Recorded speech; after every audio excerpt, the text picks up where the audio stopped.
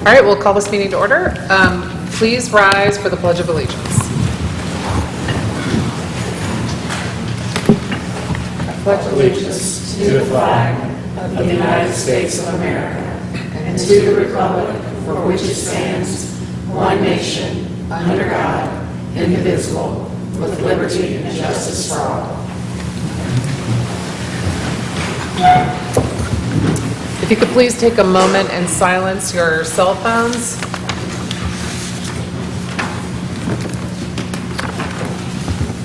Okay. Let's see, this.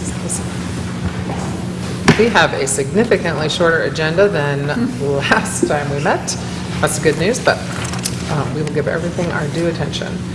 We have 3 proclamations. The first is Suicide Prevention Week, and my notes indicate that Nicole Rickard is here. Reichard, please come forward if you've got anybody else as well.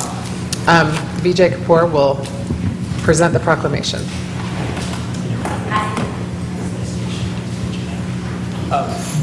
This is a proclamation, whereas suicide is the 10th leading cause of death in the United States, and the 2nd leading cause of death among individuals between the ages of 10 to 34. And whereas in the United States, one person completes suicide every 12.3 minutes, resulting in over 44,000 suicides each year. And whereas suicide is the only leading cause of death in the United States that has increased every year for the past decade. And whereas it is estimated that there are over 1.1 million suicide attempts each year. And whereas in 2017, North Carolina experienced 1,406 deaths by suicide. And whereas over 90% of the people who die by suicide have a diagnosable and treatable mental health condition, although often that condition is not recognized or treated.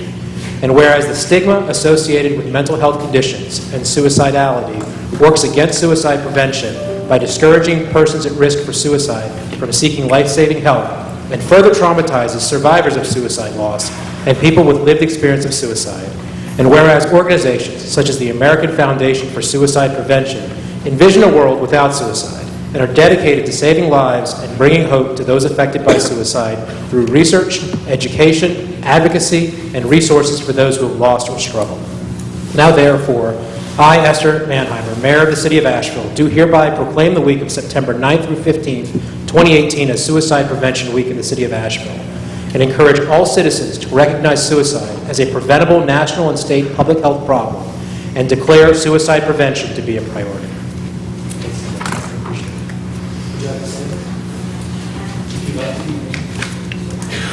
Thank you. My husband was the late Sergeant John Reichert, who worked for the Asheville Police Department. And I just want to break the stigma. So I have the American Foundation for Suicide Walk coming up October 7th. If you've ever experienced anything, depression, anxiety, PTSD, if you know a loved one that struggles, come. It's actually really healing. I'm just a crybaby. But my husband used to sit in here, he'd sit in the council, and his favorite thing was noting what food you guys were going to eat if you guys stayed live. So I want you guys to remember my husband not just by how he died, but how he lived, and he was a character. So thank you. Thank you. Thank you.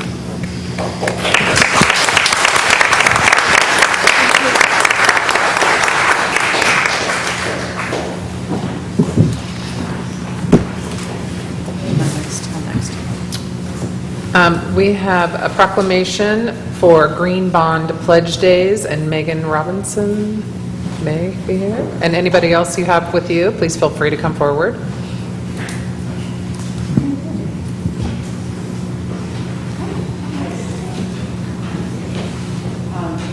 I don't know how many people know this, and I don't actually know this for 100% sure, so I'm going to make it up a little bit. But I know that we were one of the first cities in the country to issue green bonds. Kathy's nodding yes, so that's somewhat accurate. So this is a proclamation about Green Bond Pledge Days. All right. Whereas the Green Bond Pledge is a joint initiative developed and designed by international climate, finance, and environmental groups to address the challenges posed by climate change on building and financing new and maintaining existing infrastructure, and whereas the City of Asheville signed the pledge and welcomes the role that green bonds can play in helping to achieve the financing of that infrastructure, And whereas, as a signatory, agree that all infrastructure and capital projects will need to be climate resilient and, where relevant, support the reduction of greenhouse gas emissions. And whereas, as signatory, support the rapid growth of a green bond market consistent with global best practices that can meet the financing needs we face, and will issue, whenever applicable, bonds for infrastructure as green bonds. And whereas, as a signatory, pledge to support this goal by establishing a green bond strategy that will finance infrastructure and capital projects that meet the challenges of climate change while transforming our community into a competitive, prosperous, and productive economy. Now, therefore, I, Esther E. Mannheimer, Mayor of the City of Asheville, do hereby proclaim September 12th through 14th, 2018 as Green Bond Pledge Days in the City of Asheville, and encourage all citizens to support the Global Climate Action Summit and encourage other government agencies and companies to participate in the effort to lessen our global climate impact.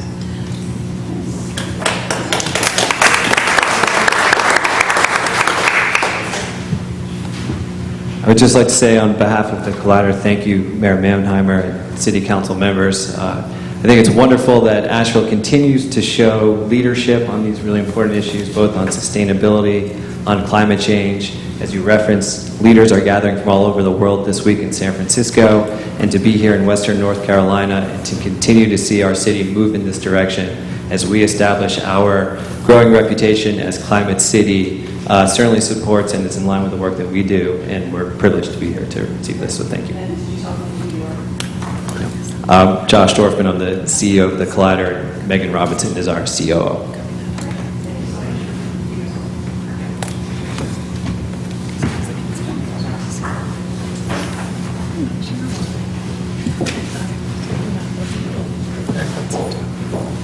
And our final proclamation for today is the International Day of Peace, and Shanika Smith is going to read it. And if there's anyone here associated with this proclamation, please feel free to come forward.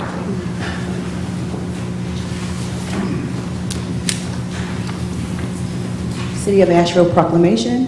Whereas in the day of progress and century of light, too many community members have lost their lives to war and acts of violence at home and around the globe. And whereas citizens have the duty to assemble, to discuss, and make their desires for peace known to elected leaders in order to heal our planet of grief and horror. And whereas parents have taught their children charity, mercy, and patience, it is inconsistent to later tell them to injure or kill other parents' children elsewhere in the world or in our communities. And whereas our workforce has often forsaken its service to our community in order to answer the summons to war, our government must now leave their addiction to violence and destruction by instead honoring peace and celebrating it on the International Day of Peace, turning this current culture of war and violence into one of peace, equality, respect, compassion, and love. And whereas we must always honor and commemorate those who have died in service to their homeland, the City of Asheville, County of Buncombe, and State of North Carolina must now resolve to honor their lives by committing our lives to peace and justice. Whereas in the name of the future existence of humanity, the following organizations earnestly join efforts and energies to work for lasting peace. The first, Congregational United Church of Christ, the block off Biltmore, Pax Christi USA, Frenchboard Food Co-op, Creative Peacemakers After School Program, St. George Episcopal Church in West Asheville, Ethical Humanist Society of Asheville, Peace Day Asheville, Papa and Mama Bear's Peace Garden, Fellowship of Reconciliation, Jewish Voice of Peace, Peace is Possible North Carolina, St. Eugene Catholic Church, Asheville School, Creation Care Alliance of Western North Carolina, Peace and Earth Committee of Asheville Friends Meeting, Peacemakers of the Unitarian Universalist Congregation of Asheville, Carolina Veterans Peace Coalition, Brooks Howe Residents Council, Dances of Universal Peace, Janet L. Black, LLC, Veterans of Peace, Chapter 99, Transition, Asheville. Now, therefore, I, Esther E. Mannheimer, Mayor of the City of Asheville, do hereby proclaim September 21st, 2018 as International Day of Peace in the city of Asheville and call upon the people of Asheville and urge all citizens to commit their lives to solving disagreements nonviolently in their homes, communities, their states, our nation, and the world. In witness thereof, I have unto set my hand and caused the seal of Asheville to be affixed the 11th day of September 2018.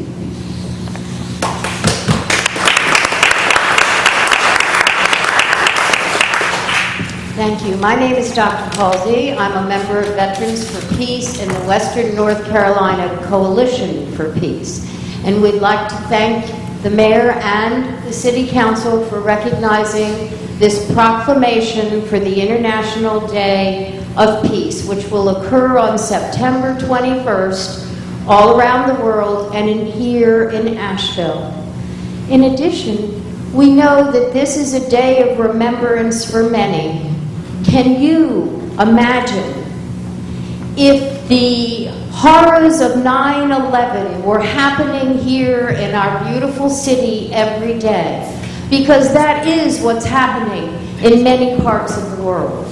So we ask you to join your hearts with ours in the hope for a more peaceful tomorrow. Hello, I'm Rachel Bliss, and Vets for Peace and WNC for Peace and all these peace groups have been working to make September 21st an International Day of Peace right here in Asheville. That's a day when it allows the people who go in and serve those who have been wounded from war can go in and not be afraid of being shot. We will be celebrating International Day of Peace over at the new Elder and Sage Community Garden over on Page Avenue. And on that day, we're going to be installing our first peace pole there.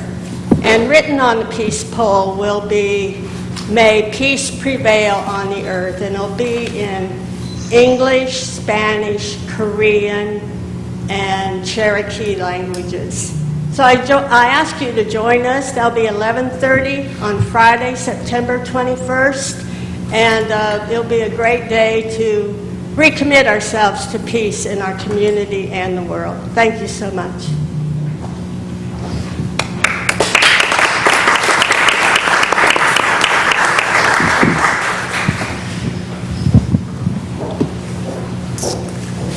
Okay, thank you. We are going to move on to the consent agenda, and we need to clarify a couple of items on our consent agenda. I'm going to ask the city manager, Kathy Ball, to do that regarding items K and the additional item L. Mayor and members of City Council, I just want to point out that there was an error in the resolution under item K. The fourth whereas should state, whereas the amount of the contract is $200,000 and the monies will come from salary savings from vacancies in the city attorney's office. So there was just that was just a typographical error in that. So for the city will be hiring an interim city attorney, and item K on the consent agenda speaks to the allocation of funds for that position, or positions. And it will come from basically savings from salaries in the legal department. For some reason, the resolution says it will come from capital and transportation. So everybody, do not worry. It is not coming from capital and transportation. And item number L is an additional, it's a resolution officially appointing Sabrina Rockoff as the interim city attorney. Yes, so our city attorney, Robin Curran, here with us tonight. This is her second to last night. She's moving to Raleigh just in time for a hurricane. But she will be with us for one more meeting. And Sabrina Rockoff is here with some of the other lawyers from her firm, McGuire, Wood & Bissett. And I would add, for those that pay attention to some of the details, our former city attorney, Bob Ost, is an attorney with McGuire, Wood & Bissett, who's currently representing a rezoning applicant on tonight's agenda. So we're transitioning away from any work McGuire would have on the opposite side of the city, so that we can be represented by the firm going forward after the month of September ends. So Are there any other questions, comments? And I provided, there was another typo on the resolution L. Right, I gave that to Maggie. Okay. The word counsel should be attorney, and Keith, got that? Thank you. Are there any other questions regarding consent agenda items from anybody on council? Clarifications, anything? Okay. Do I have a motion? And then if anyone has any comments for the items on the consent agenda, I'll open it up. Motion to approve the consent agenda? With the amendments. with the change to item K and the addition of item L. Correct. Second. Second, we have a motion and a second. Okay, is there anyone wishing to comment on any item on the consent agenda? If so, come forward, state your name, and you'll have 3 minutes. No? All right. All those in favor of approving the consent agenda, say aye. Aye. Any opposed? All right. Consent agenda is concluded. We have one scheduled presentation tonight. That is an update on the Asheville Police Department open data. We are going to first, however, hear from our interim fire chief, Budzinski. I'm never going to be able to say this right. To talk a little bit about Asheville's preparing process for the hurricane. I know this is probably all of us here are going to be last in line to get gas, but still, we thought people might like to hear how the city's preparing for this hurricane. Thank you for coming. Good afternoon, Mayor and council members. I'm Chris Budzinski, as you mentioned, the interim fire chief, and I have David Melton, the water director, and also Greg Schuler, our public works director, to answer any questions that you may have that I can't answer. So as you are well aware, there's a hurricane headed west in the Atlantic, at least one. There's actually 3 that are in the Atlantic at this point, but it's strengthening as a major hurricane. It's a Category 4 at this point.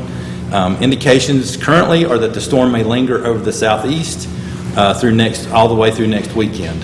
That's problematic, as you can imagine, for the amount of rainfall and getting rid of all that rain causing flooding and wherever it's impacting. One of the biggest things for us to remember at this point is that the forecast is subject to change. It is definitely a prediction, and as a prediction, it is subject to move in different directions, and there's all sorts of models out there, as y'all have seen, that it could come straight for us, or it could go north or back west, or back east. We're waiting on, as it moves closer to North Carolina, to determine how much of an impact we'll have. If it continues to move further west than the storm tracks currently indicate, we can expect increased winds over what's forecast, along with heavier rains and flooding. We are also expecting, regardless of the direction of the hurricane, more traffic and also more visitors to our city because of folks moving to higher ground from the coastal regions of North and South Carolina. This is the most up-to-date storm track that we currently have. As you can see, it begins to impact the North Carolina coast around Friday at 2 a.m.-ish, and then Sunday it's parked pretty close to Raleigh, Rocky Mount area of North Carolina. That's the center of the track. Obviously, that can go either direction, and as the track increases in width, the probabilities increase as well. So we know less the further down the timeline. The earliest reasonable arrival time for the tropical storm winds are around Thursday, around 8 o'clock for us, if the track continues like it is. Rainfall through next Tuesday, the 18th, is 2 to 4 inches for our region. It's currently what's forecast. As you can kind of see the direction that the expected storm is going to take with the red and purple areas in the coastal and Piedmont sections. This, I mentioned, there's 3 storms in the Atlantic right now heading west: Helene, Isaac, and Florence. And as they get closer, we'll continue to update on the other 2 storms that are out there if they seem that they could become problematic for the Asheville area. So what are we doing? So currently, we're coordinating across departments: water, APD, Public Works, and actually all the departments throughout the city are coordinating and planning internally, along with meeting with Buncombe County Emergency Management, and we've been on multiple conference calls with the state emergency management as well to make sure that we're fully aware of what's going on and to increase our operational readiness and know our situational awareness. Again, staying connected with all of our local, state, and federal partners, working with CAPE for external messaging so that we let our residents know what's going on and give them information related to signing up for our Asheville alert system and that sort of thing. Document all storm-related activities, so any costs that we incur related to this storm as it gets closer so that we can hopefully get FEMA reimbursement down the line if that's possible. Preparing our workforce, they need to know what's expected of them, and then that allows them to prepare their home and family as well. And lastly, for me, the AFD, we've been requested already by North Carolina Emergency Management to deploy some resources and also to make preparations for other resources to deploy and assist in the state's response to the storm. With that, I'd like to recognize Mr. Melton. He's going to discuss the Water Department's preparations. Good evening. Much like Chief Budinsky alluded to, we're doing the same things. We're watching the weather patterns and the storm tracks and trying to make the best predictions based on their predictions at this point in time. As far as the operation of the reservoir, we're under normal flood operation plan right now. The normal level for us this time of year is down 5.5 feet below full pool. We're actually about 6 feet below full pool right now. And we'll make adjustments as we need to going forward. Yeah, I will say, I've heard sometimes people comment that they don't know when we're going to open up the reservoir. Do we have a notification process for letting people know we're going to do that? We don't specifically. We've actually been making small releases this week instead of making big releases when we have to. Besides doing like our Everbridge notification system, then we get a lot of people getting notified that don't want to be notified. So we haven't really identified a good vehicle to do that, to get that information out, that specific. And a lot of times when under normal operations, we may open 3 inches or so, and it's just almost information overload for folks at that point. And David, do you anticipate releasing more between now and when we expect a lot of rain, or? Based on the current forecast, I think we're going to be in good shape. We've got a lot of capacity in the lake. Of course, the big embankment project's going on now, so we've got barges on the water at the same time, so we're having to balance that with the weather and the work going on at the same time. But if nothing drastic changes, I think we're going to be fine. Okay. That doesn't mean that people won't still experience flooding. It just won't necessarily be because the reservoir. That's correct. Right. That's correct. Thank you.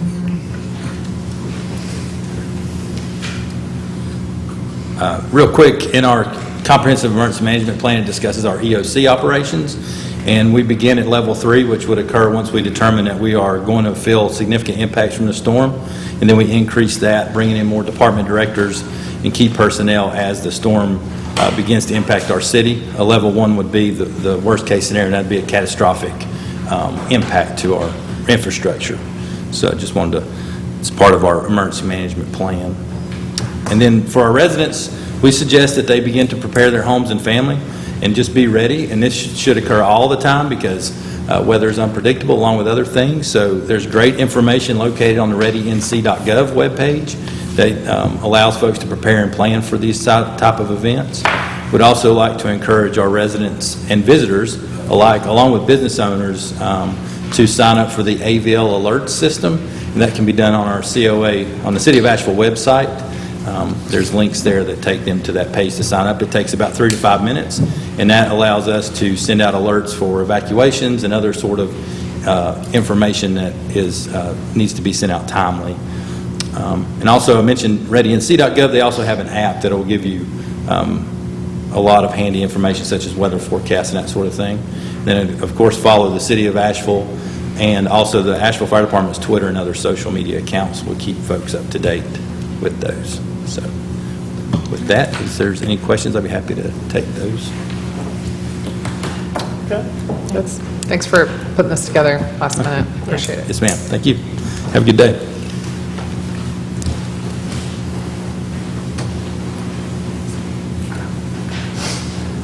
Okay, Jamie, you're up to give us a presentation on open data progress. Maggie. Or How do I get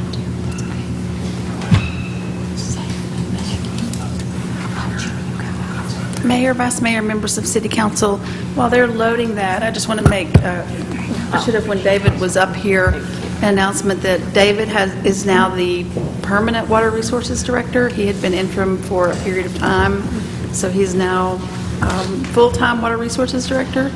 And also Jay Dundas is Capital Projects Manager. Those had been 2 interim positions that we had. So those are filled with those 2 individuals.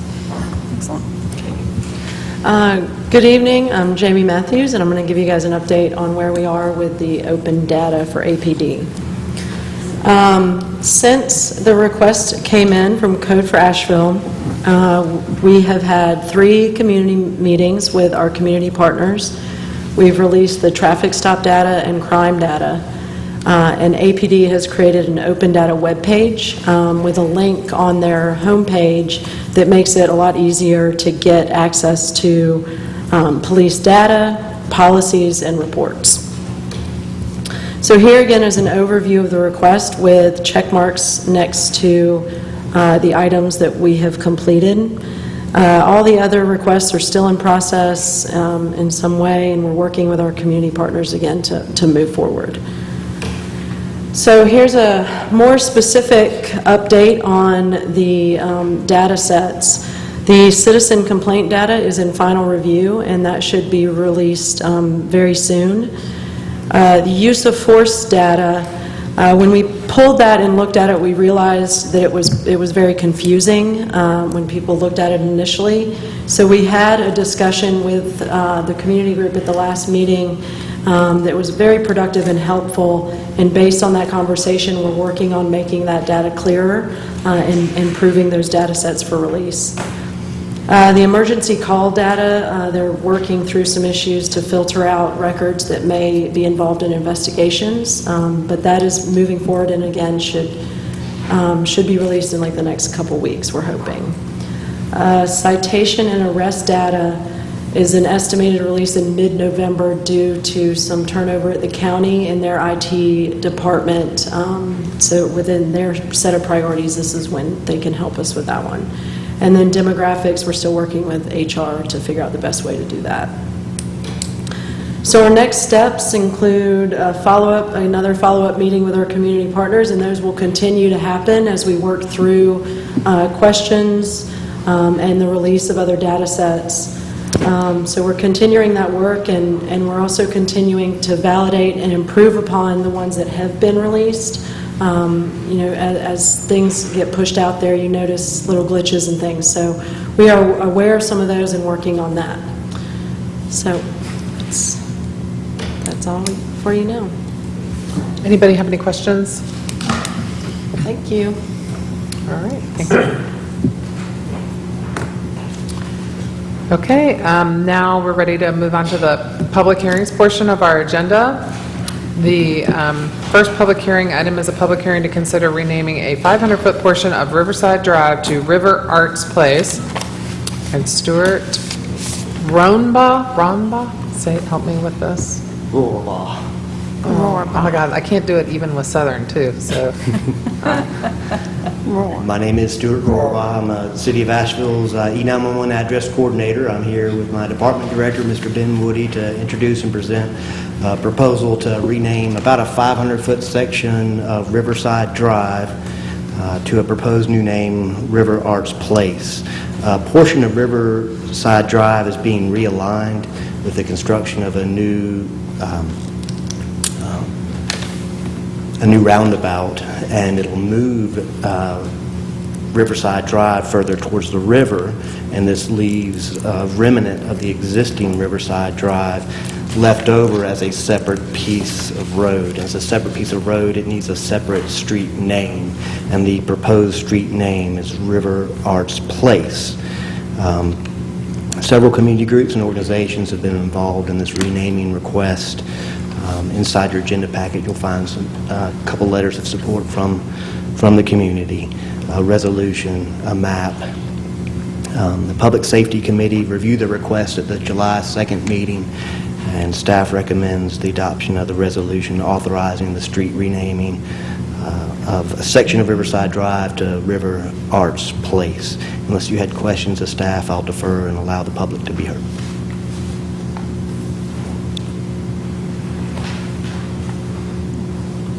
Okay, I'm going to open the public hearing on this item. If there's anyone wishing to speak, you'll just need to state your name and you'll have 3 minutes to speak on the item. River Arts District Representative. Yeah, right. My name is Patty Torno. I'm the owner of Curve Studios, which is directly affected by this road renaming. First and foremost, I would like to thank city staff, Stuart particularly, as well as Stephanie Monson, for working with us to figure out a name that would be fitting for the burgeoning River Arts District. So we were very appreciative for being allowed to participate in that process. So thank you all for that. There is overwhelming support, unanimous support at the River Arts District Artists Association meeting. There was unanimous support for this at the River Arts District Business Association. You also have letters of support from Curve Studios, from all of our artists, as well as Riverlink, which are, along with the city of Asheville, 5 of the 6 affected property owners. So it's pretty much, we all think it's a pretty good idea.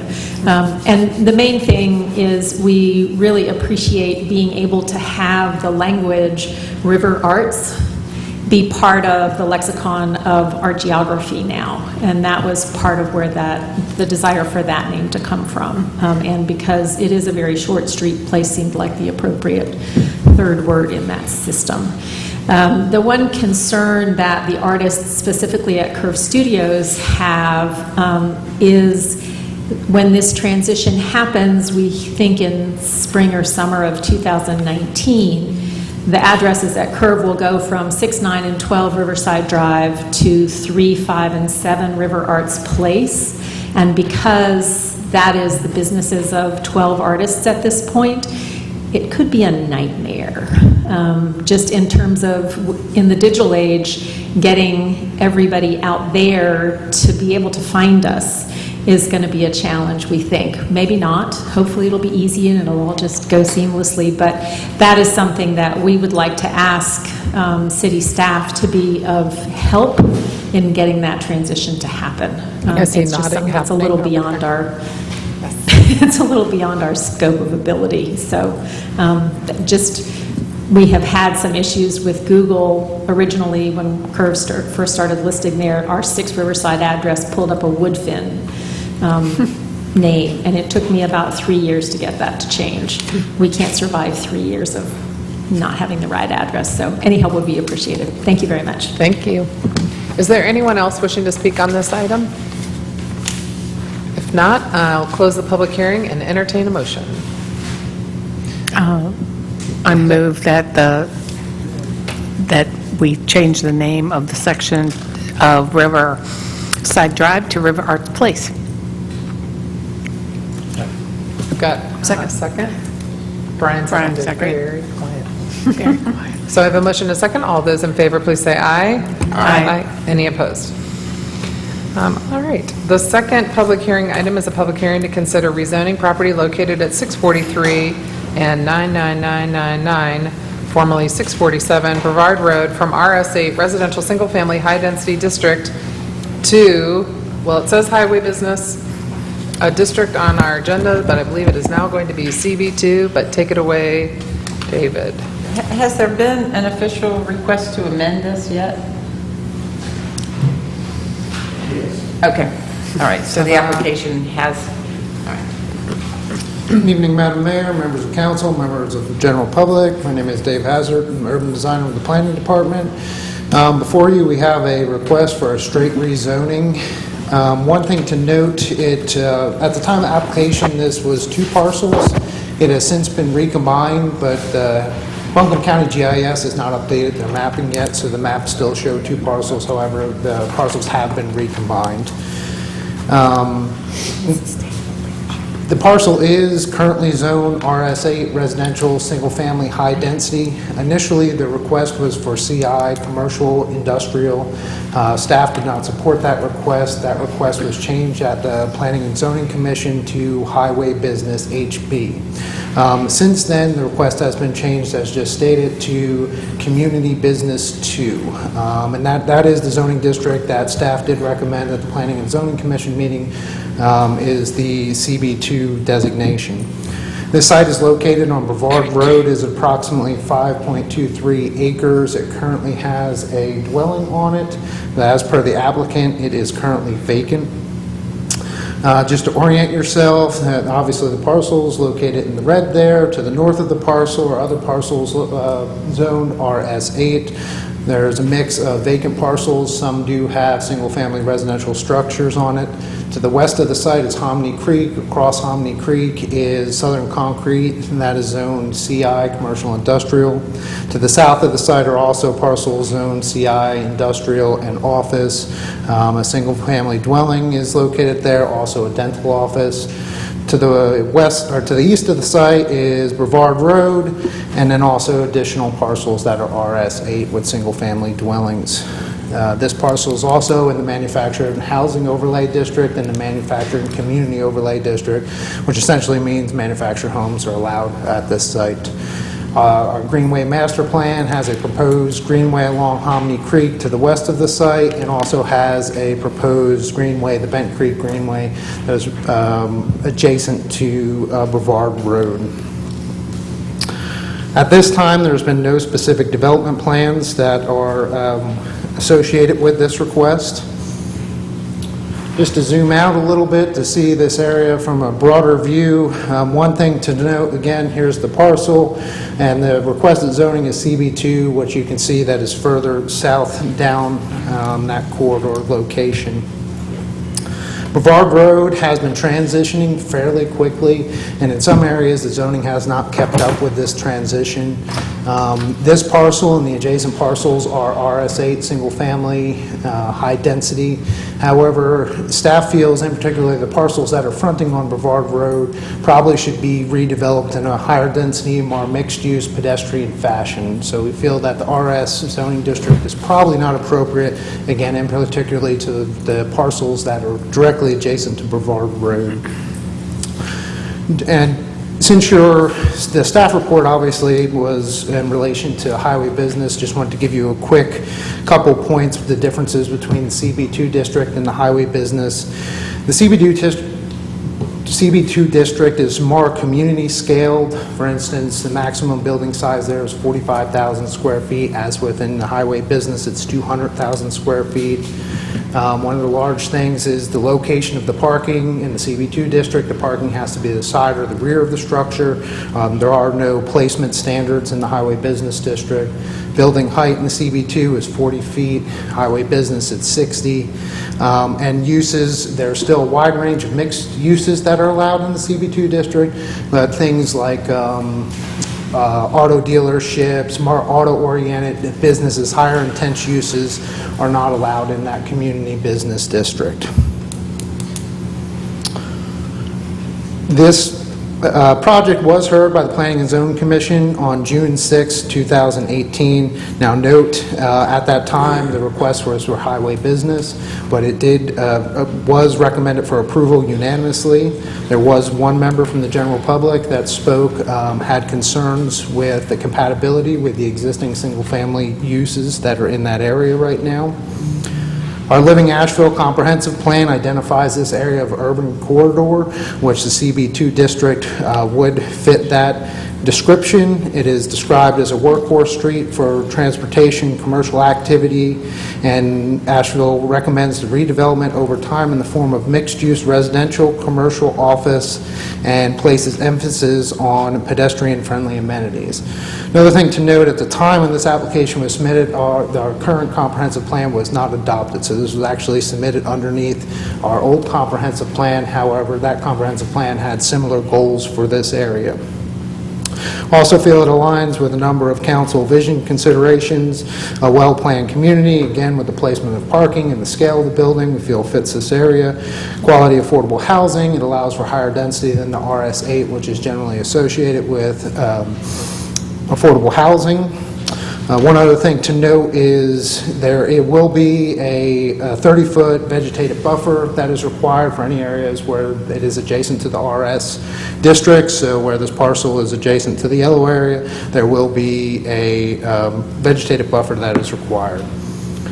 But all in all, staff finds this is a reasonable request, consistent with the city adopted plans and strategic goals of the city. I'll be happy to answer any questions if you have them. Is that body of water there, is that Hominy Creek or is that the river? Hominy Creek comes back. That's the creek? Yep. Okay, great. Any other questions? Okay, thank you. The applicant.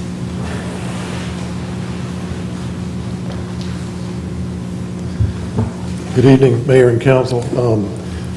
My name is Bob Ost. I'm with the law firm of McGuire Wood and Bissett. I'm here tonight with Ken Murphy, who's the president of Leasing Equipment and Sales Company, which is the owner of these properties.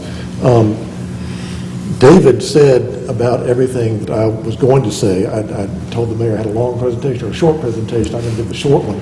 But I did prepare this packet of material in connection with the HB zoning that we were here for 2 weeks ago. A lot of the information is still relevant for you. I'd just like to pass this out so it'll become part of the record.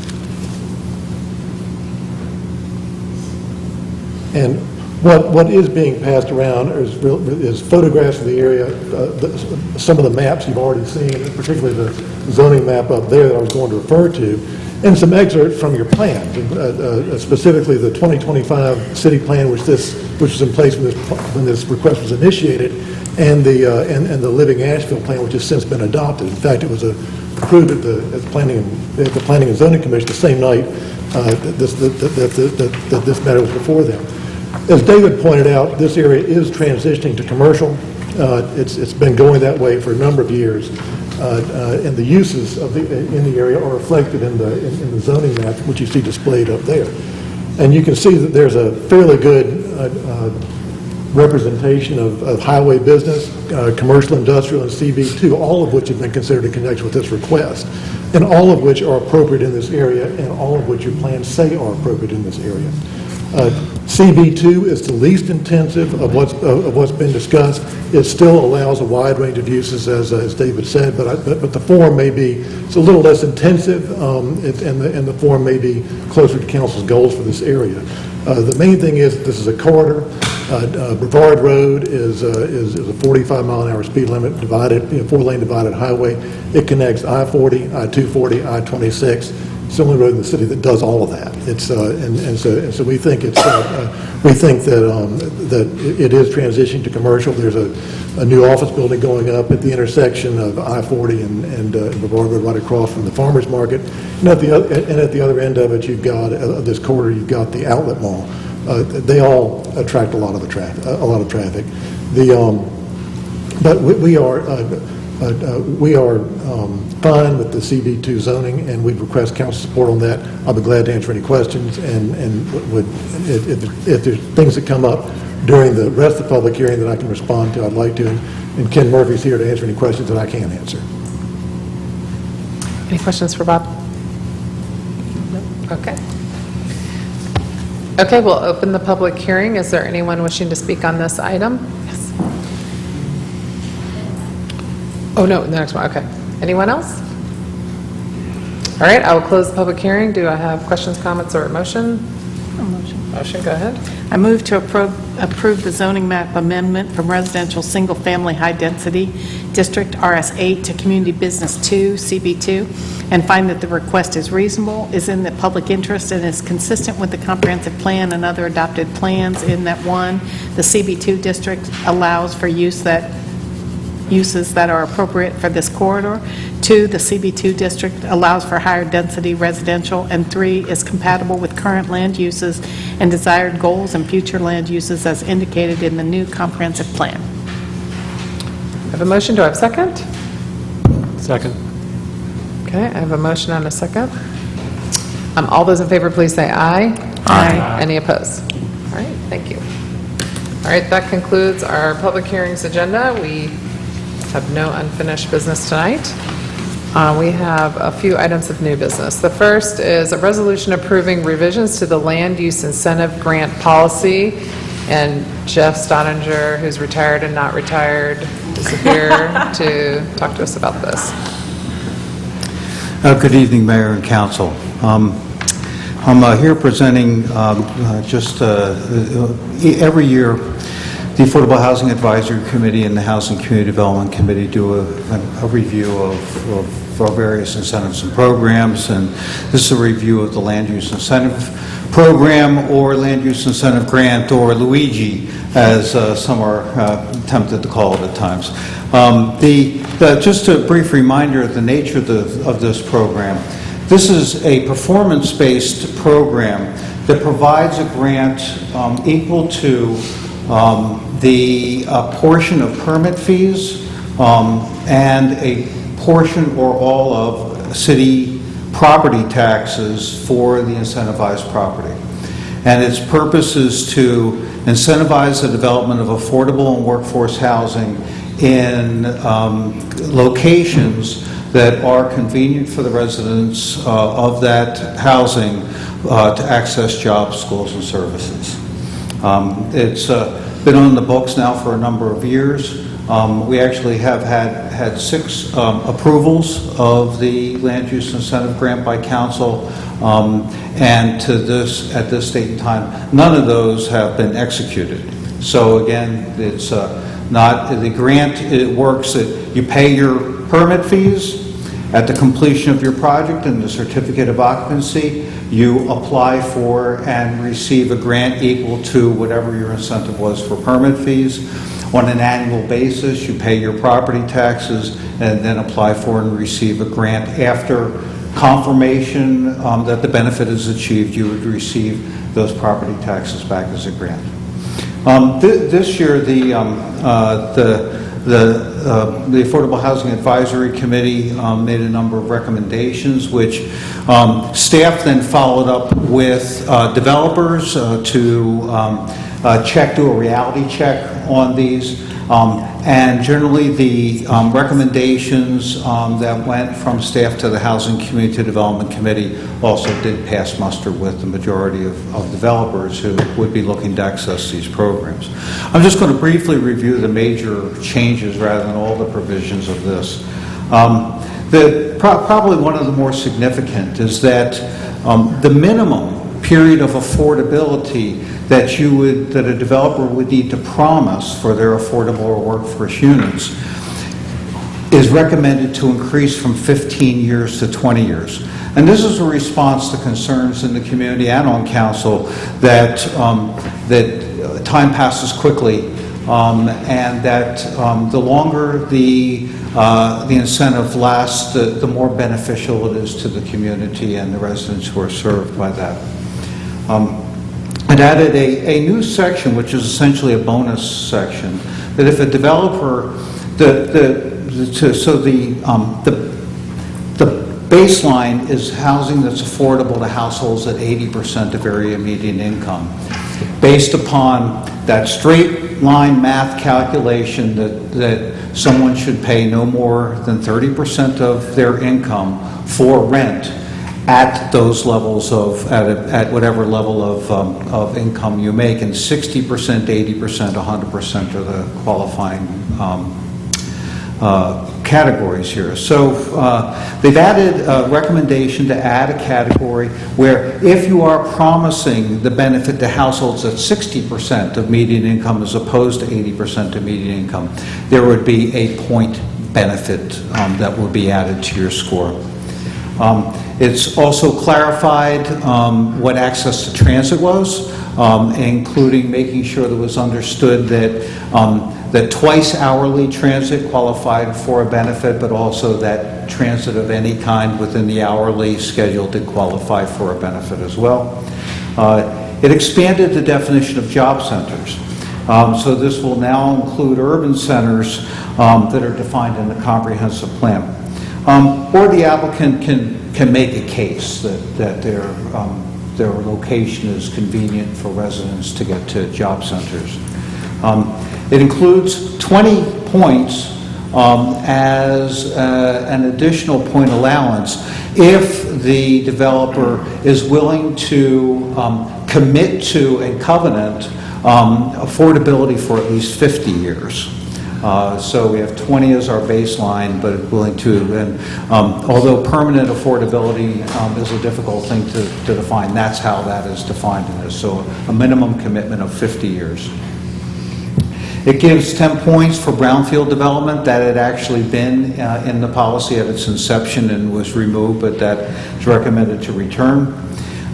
20 points for development that is located in our central business district as a way to further emphasize the location efficiency of that as a key component of housing that is truly affordable for people. Finally, in terms of the point system, then recommending that the total number of points that an applicant would be able to obtain would be 200 points as opposed to 140. And each 10 points represents 1 year of grant of City of Asheville property taxes available. So a project would need to be very affordable and very efficiently located in order to qualify for those 200 points. But it suggests that if the developer is willing to make that commitment, then the incentive would be of that duration. Finally, the grant language was clarified, so it was very clear it's a grant and not another kind of assistance. And that a little bit of additional documentation is required now from the developer as they make their case for locational efficiency and show that truly there is that kind of access that this grant program is supposed to provide. I'd be happy to answer any questions that you may have about this, but the recommendations are incorporated into your copy of the land use incentive grant that was in your package. Anyone have any questions? Just one comment, if I could. Jeff, thanks for this. I mean, one of the things that we talked about a little bit earlier here is, let me just say I'm supportive of this.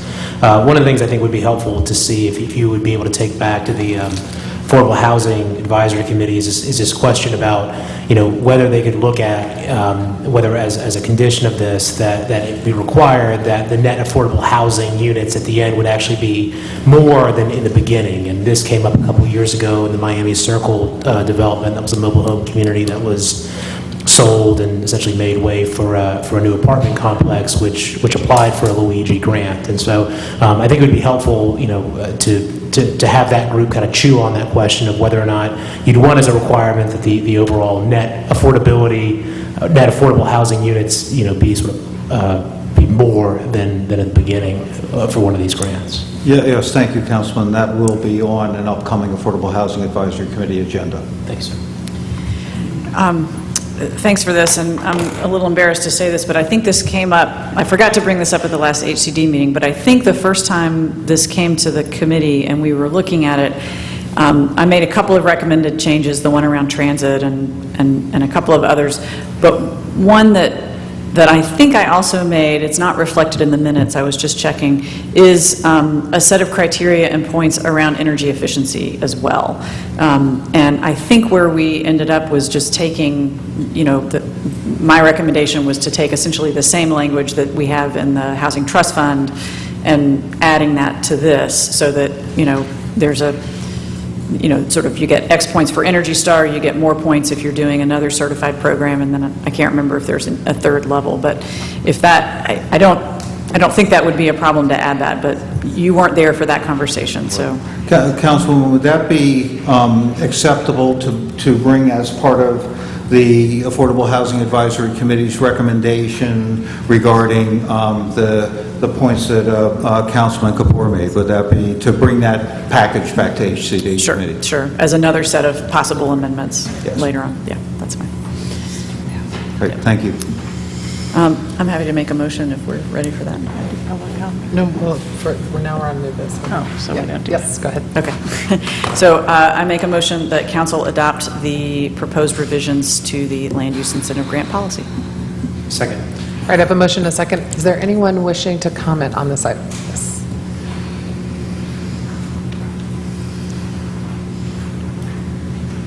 Good evening. My name is Sabrina Raven, and first I'd like to thank you all and Jeff Staudinger and the committee for bringing these important revisions to the table. Most of them I support completely, and it's always great to see something come before council that I've wanted for years and haven't been able to work on.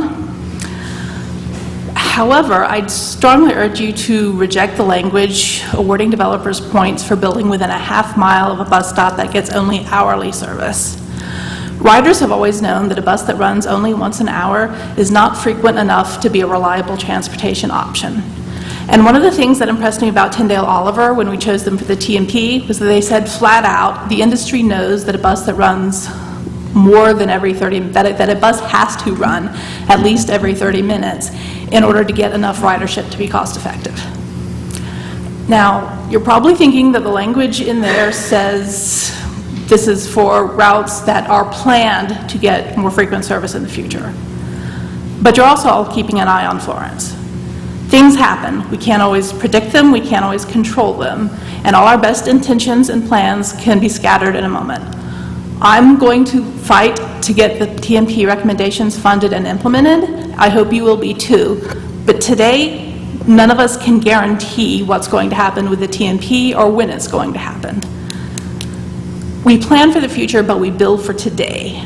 And the Luigi policies need to reward what developers are doing today themselves, not reward them for what we may or may not be able to do in the future.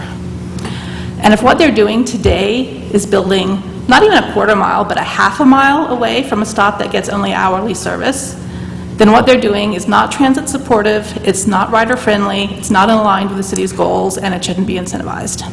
Thank you. Thank you. Is there anyone else wishing to comment on this item? Okay. Any further comment from council? All right. All those in favor, please say aye. Aye. Any opposed? Okay. Thank you. The next item of new business is a resolution for the city manager to execute the Mountain Community Capital Fund and Management and Technical Assistance Program Allocation of Services and Duties Agreement and release funds for the associated deposit note. Yeah, that is catchy. Sam Powers is here to talk to us about it. Thank you, Mayor and City Council. Yeah, I'm going to have to use that term a couple of times during the report, so you may have to bear with me as well. Sam Powers, Community and Economic Development. And I'm actually excited to present to you tonight consideration of the resolution authorizing 3 different action items related to forming a new tool primarily to help small and minority businesses in Asheville. The 3 actions are, 1, to execute an agreement that outlines the services and the duties of our partners in this venture. Secondly, to release funds to be deposited with Self-Help Credit Union as described in the agreement. And then the third thing is to formalize an interim steering committee to launch the implementation of the Mountain Community Capital Fund. As I begin the staff report, I'd like to acknowledge some of our partners and city staff member who have been instrumental in helping get us to where we are and taking this action tonight. Brenda Mills, who I don't think is in the room, has worked with us in our Community and Economic Development Department with our consultant over a couple of years to get us to where we are tonight to get the bones of this program into place. So we're certainly grateful to Brenda for her help. Jane Hatley, who is here with Self-Help Credit Union, is another one of our partners. Patrick Doran with the Carolina Small Business Fund is also here. And Mountain BizWorks, and I don't think Patrick Fitzsimmons was able to be here tonight. But we also have staff and the county commission who have been actively supportive of this project. So you can see a lot of moving parts. Lastly, I want to make sure that we recognize Rosanna Mulcahy, who some of you may not have met yet, but Rosanna is our Minority Business Program coordinator, and she's here, and she will be an active participant as the program moves forward. So the program itself is part of Council's strategic operating plan, and the plan states very specifically, the Council's strategic operating plan, A variety of economic development tools is critical in building the ladder of social and economic mobility and sustainability in our community. There's a perceived gap in the existing business and service provider network regarding access for capital for small and minority businesses. The city can support a strong public-private partnership to help diversify our business ownership by participating in this initiative. And so that's what we've been working to do. Since the adoption of the strategic plan, staff has been working with the lending agencies Mountain BizWorks, Self-Help, and Carolina Small Business Development Center, and Buncombe County to design the program. Through this process, the city and its partners designed a governance and reporting requirements system, legal documents, roles and responsibilities, and key services. These components are summarized in the allocation of services and duties agreement. The Mountain Community Capital Fund partners are now processing the agreement through their respective internal channels to gain final approval so that program implementation can begin. Once the agreement has been executed by all parties, partners will begin to market the fund and process loan applications.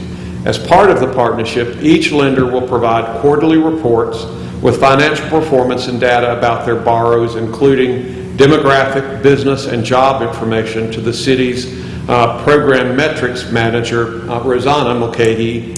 Staff will provide a summary of these reports to the Finance and HR Committee each quarter, and the fund's operating committee will make an annual overall performance report to the Finance Committee.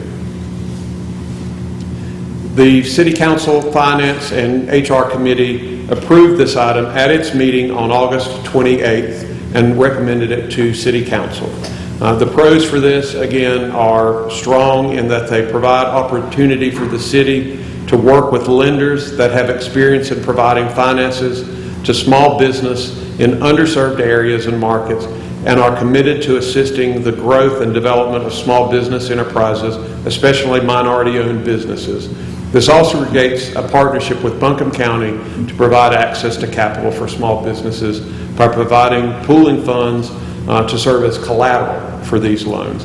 The con that we would note is it's a new program, and so it will require ongoing staff support and coordination as we move into the future. Fiscal impact, the city has committed a $250,000 in a 0% forgivable loan, which will be deposited with Self-Help Credit Union to provide additional collateral for loans to small businesses as part of the program, which will enable the lenders to make loans that they would otherwise not have been able to make. The funds for this loan were included in the city's adopted 2016-17 budget and have been carried forward since then as part of the city's assigned fund balance. Buncombe County previously committed funds. The program, again, has been slow to get done because it's so many moving parts. They are now reconsidering, and I think at their next meeting will have a consideration of making a $200,000 commitment to the program as well. So the recommendation from staff is for City Council to do the three items: authorize the city manager to execute the allocation of services and duties agreement; 2, authorize the city manager to release funds for the deposit note as described in the agreement; and 3, formalize an interim steering committee made up of non-voting representatives from Mountain BizWorks, Self-Help, Carolina Small Business Development Center, and 2 voting members from Buncombe County and the City of Asheville to launch the fund.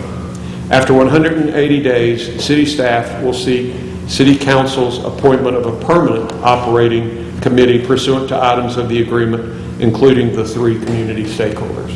That's my report. We'll be happy to try and answer any questions that council has.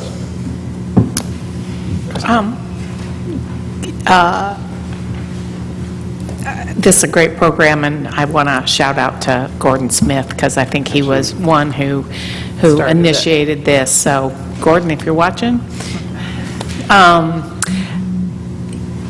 if the county isn't able ultimately to participate, then I would ask the group to focus on giving Asheville-located businesses priority versus, I mean, I note that in the agreement talks about in the surrounding area.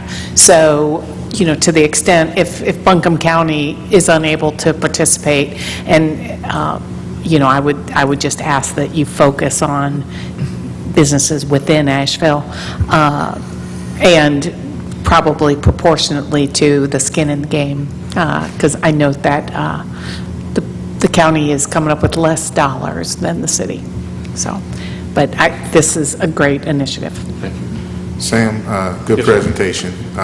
You mentioned a lot of partners that we had, and Gwen beat me to the punch. But back in January 2016, at our my first retreat as a council member, I remember the weeks leading up to that retreat, reaching out to some council members and talking about some things that I was interested in, and again, shout out to Gordon Smith.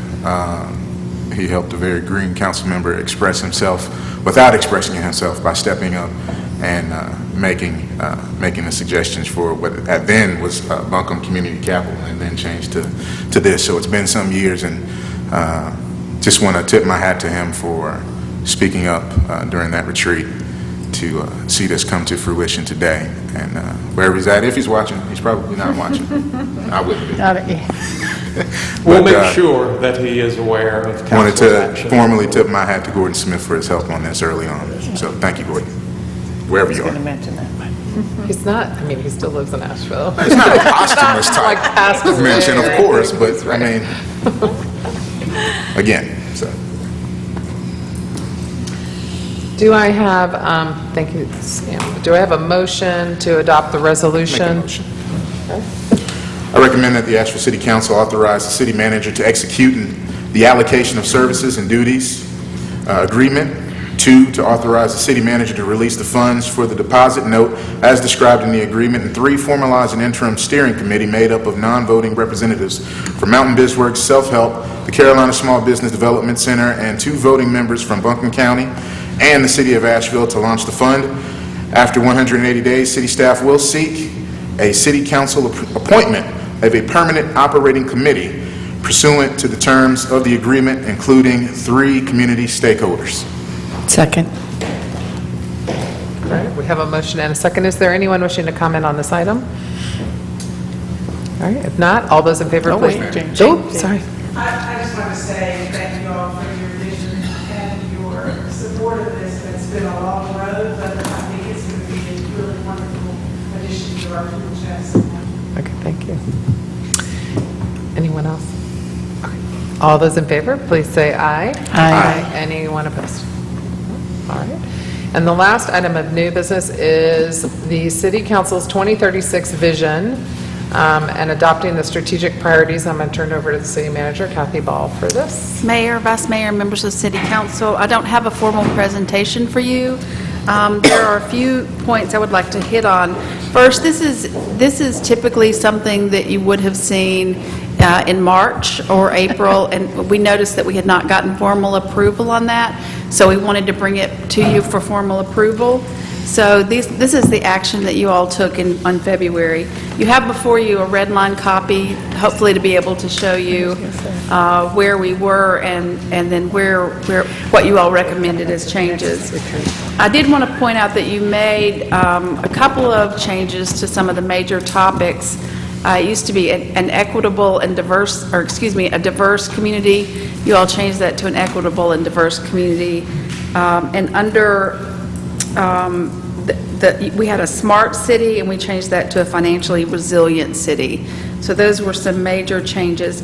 I also wanted to point out that what staff does with these items after they're approved is take and develop the action items. So I had a few questions around the action items under each of these, or whether or not they'd been updated.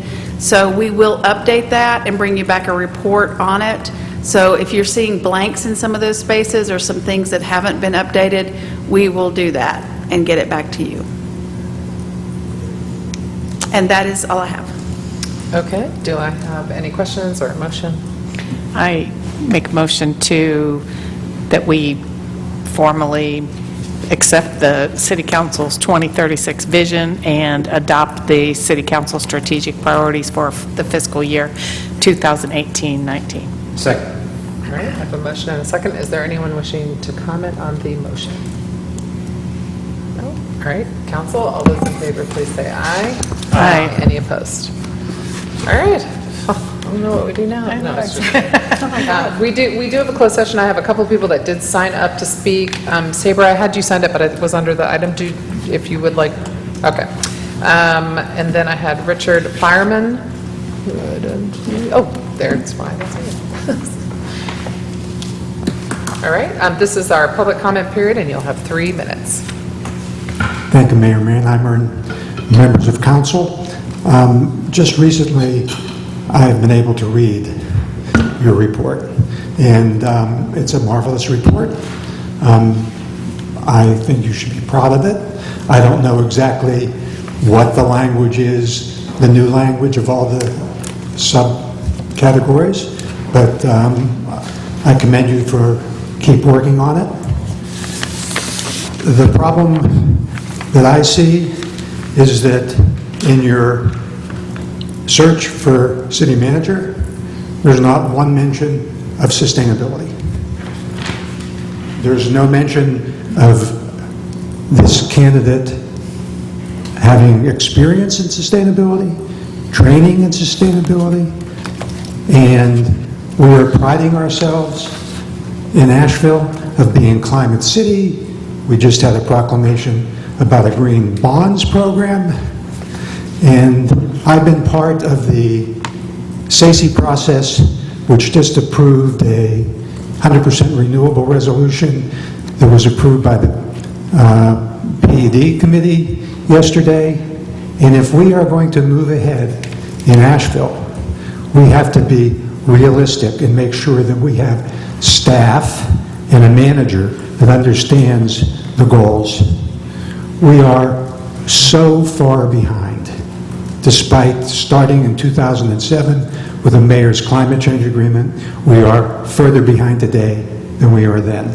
Scientists tell us we have to reduce our carbon emissions by 50% by 2020, another 50% by 2030, and then almost near zero by 2040, and we don't have any real programs for the city or the city per se outside of the city government. So the person who comes in as city manager has to lead, and he has to lead in a missionary style. And you, as city councilors, have to ensure that there's some sort of a missionary zeal to this.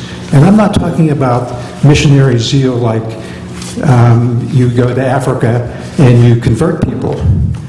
We know that climate change is real. We don't have to convert. Every one of you knows that. We don't need to convert any of you. But we need to make sure that the city has the staff and the money behind it. And right now, city staff is overworked, and they were actually fairly obstructionist to the 100% renewable process. So unless they get support by a city manager and more money and more staff, this won't work. What do I mean by missionary? What I mean is that it has to be the mission. Thank you. That's it? Yeah, thanks. I'm going to give each of you, and I've already given this to Gwen and Julie and VJ, some reading. There's one reading that I really want everyone to read, and that's the report by Jeremy Grantham, who's an world investment banker, who talks about the costs of You not can doing hand it to Maggie, and she'll pass it around. Thank you. That's your names on it. That concludes the folks I have signed up to speak, but if there's anyone else wishing to speak, please let me know. All right, if not, we're gonna have a closed session motion. I move that Asheville City Council go into closed session for the following reasons: to prevent disclosure of information that is privileged and confidential pursuant to the laws of North Carolina, and not considered a public record within the meaning of Chapter 132 of the General Statutes, the law that makes the information privileged and confidential in North Carolina General Statute 143 through 318, 10A3. The statutory authorization is contained in North Carolina General Statute 143 through 318, 11A1. To consult with an attorney employed by the city about matters with respect to which the attorney-client privilege between the city and its attorney must be preserved, including but not limited to a lawsuit or potential lawsuit involving the following parties: City of Asheville versus Park Court LLC. The statutory authorization is contained in North Carolina General Statute 143 through 318, 11A3. To consider the qualifications and competence, performance, character, fitness, or conditions of appointment of an individual public officer or employee. The statutory authorization is contained in North Carolina General Statute 143 through 318, 11A6, and to prevent the disclosure of information that is confidential pursuant to the North Carolina General Statute 160A through 168, the Personnel Privacy Act. The statutory authorization is contained in North Carolina General Statute 143 through 318, 11A1. Second. All right, we have a motion and a second. All those in favor, please say aye. Aye. Any opposed? And we will adjourn from the closed session.